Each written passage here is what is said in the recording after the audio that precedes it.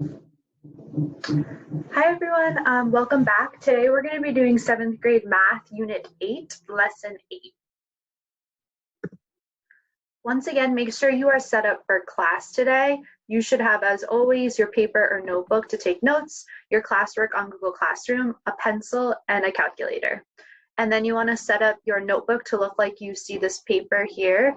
So it should have the date, unit 8, lesson 8, and then the title of today's lesson is the effect of sample size on predictions.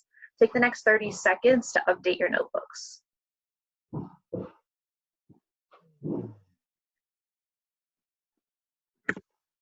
Okay, and before we jump into today's lesson, I wanted to review what we learned yesterday, which was making predictions from samples.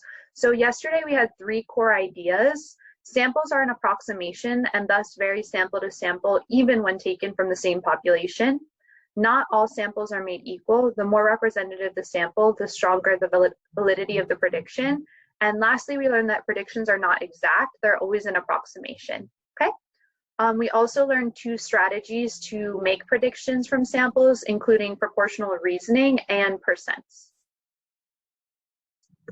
Today we're going to be answering this driving question, which is how does sample size affect the validity of a prediction?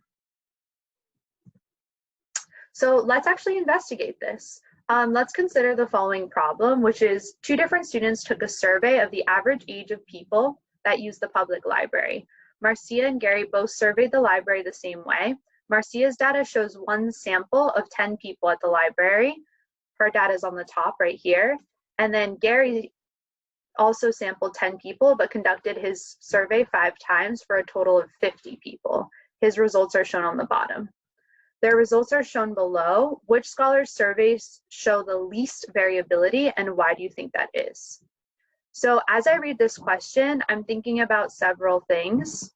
The first thing I'm noticing is that there's a difference in sample size. The sample size for Marcia was 10 people, and then the sample size for Gary is 50 people.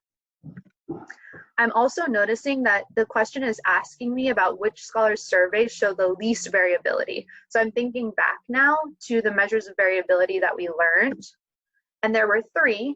MAD, IQR, and overall range. Given that this is a box plot, I'm thinking that the best 2 measures are probably IQR and overall range. So let's actually take a look at some of that information. So we're going to compare the variability for these 2 box plots. You can see in this table here, I've set this up so that we have Marcia and Gary, and then we have their IQR and overall range. The IQR for Marcia was about 25 and her overall range was 50. And then for Gary, it was about 16 and the overall range was 50. I want you to raise your virtual hand. What do you notice about the data? Your teacher's going to pause this video and call on a couple of teammates to answer. Go ahead and pause the video now.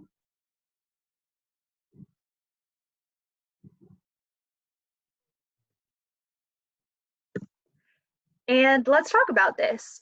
You hopefully said something like the overall range is actually the same for both of them. So this doesn't really help us compare the variability. However, the IQR for Gary's data is smaller, indicating it is less variable. So now let's consider this next question, which is how does this connect to sample size? So here you have a different chart now. We have Marcia and Gary. The sample size for Marcia was 10. The sample size for Gary was 50. Remember that we determined Marcia's data was more variable and Gary's data was less variable. And so now I want you to consider the answer to this first question, which is what is the relationship between sample size and variability when collecting data? You have the next 2 minutes to enter your response to this question in Google Classroom. You should be looking at the chart as you answer this question. Your teacher's going to pause the video. You have 2 minutes to do this now. Go ahead and pause the video.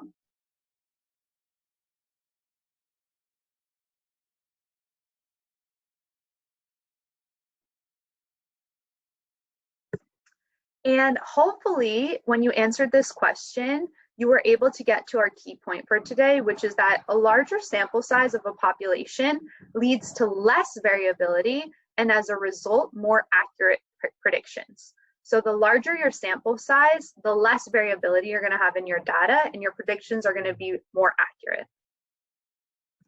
Let's just consider a real world example about why this actually makes sense. So let's say you're going to buy something on Amazon. Do you trust the rating of the product with 2 reviews or the product with 7,560 reviews more? Type your response now in the chat feature. Your teacher is going to pause this video so that you have time to do that. Go ahead and pause the video now.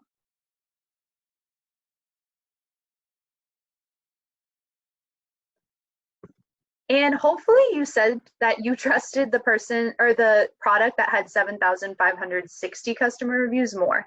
We know that the more reviews something has, the more likely that the results of those reviews are reliable because so many people have said the same thing. So in this case, I can really trust that this is probably a good product because over 7,000 people have rated it and it's for the most part gotten 5 stars. I want us to actually draw out some connections now. In Unit 7, which was on probability, we learned that as we increase the number of trials in an experiment, the observed relative frequency approached the theoretical probability. And this is partially because as the number of trials increased, the variability in the results decreased. They stabilized and got closer to that theoretical probability. In this unit now, we're learning that the larger the sample size of the population, the smaller the variability in the data. So there's some connections between those 2 units.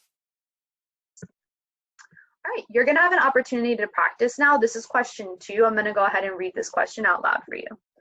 The dot plot below shows a random sample of different cars on a dealer's lot and the number of miles they can drive on 1 gallon of gas. Henry said that he did a similar survey and calculated the mean absolute deviation of his data as 2 5/10. Do you think that Henry surveyed more or fewer cars than what the dot plot below shows? Explain.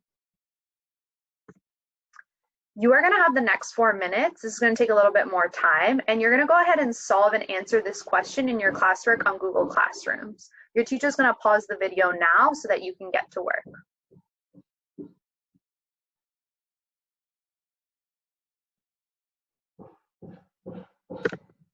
Okay, let's debrief this question. So focusing in on the sense making that's happening here, you should have noticed that this value 2 5/10 represents the MAD for the second data set, the one that's not shown here. So immediately I'm thinking to myself that the measure of variability that I'm using to compare here is going to be MAD. The second thing you should have picked up on is what this question was actually asking about. So do you think that Henry surveyed more or fewer cars than what the dot plot below shows? As I read this, I'm thinking that I know my goal is to determine if he surveyed more or fewer cars, and that means I'm going to have to actually compare the variability. In this case, we're using MAD, so I need to compare the variability of this data set to the one that was given to me of 2 5/10.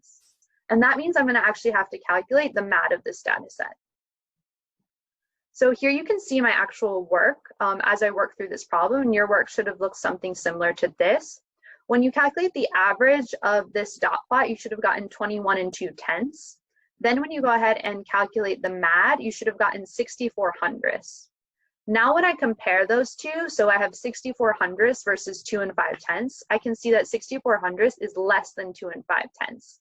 This allows me now, using our key point, to make an inference about the amount of cars that must have been included in that second data set.